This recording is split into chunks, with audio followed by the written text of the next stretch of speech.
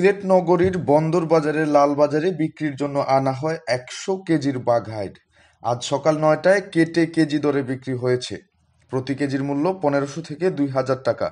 সিলেটের কুশিয়ারা নদীতে এক জেলের জালে ১০০ কেজির একটি বাঘাইড় মাছ ধরা পড়েছে, যা নগরীর বন্দর বাজারের লালবাজারে বিক্রির জন্য আনা হয়। মঙ্গলবার মাছটি কুশিয়ারা নদীতে ধরা পড়ে বলে জানান মাছ বিক্রেতা আনোয়ার হোসেন।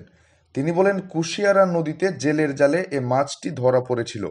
সকালে সিলেট নগরীর কাজীর বাজার থেকে মাছটি কিনে বিক্রির জন্য লালবাজারে নিয়ে এসেছি।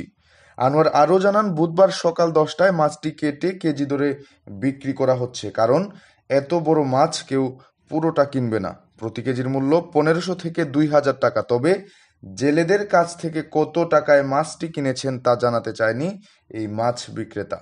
বাজারে বড় আকারের বাঘআইড় মাছ আনার খবর শুনে অনেক মানুষ এসে দেখছেন। অনেকে মোবাইল ফোনে ছবি তুলছেন, কেউ কেউ মাছটি হাত দিয়ে ছুঁয়েও দেখছেন। এর আগে ১৪ মার্চ জকিগঞ্জের কুশিয়ারা নদীতে জেলের জালে ১৫০ কেজির একটি বাঘআইড় ধরা পড়েছিল। সেটিও এই মাছ ব্যবসায়ী কেটে বিক্রি করেন।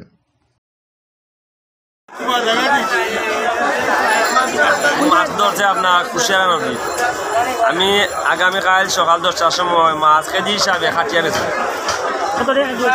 কেজি মাছের কেজি থাকবো ২০০০ টাকা, আর মাথা আবার দাম কম থাকবো। মাছের কেজি ২০০০ টাকা, আর মাথা আবার কম বেশ করি বেচবো খাটিয়া।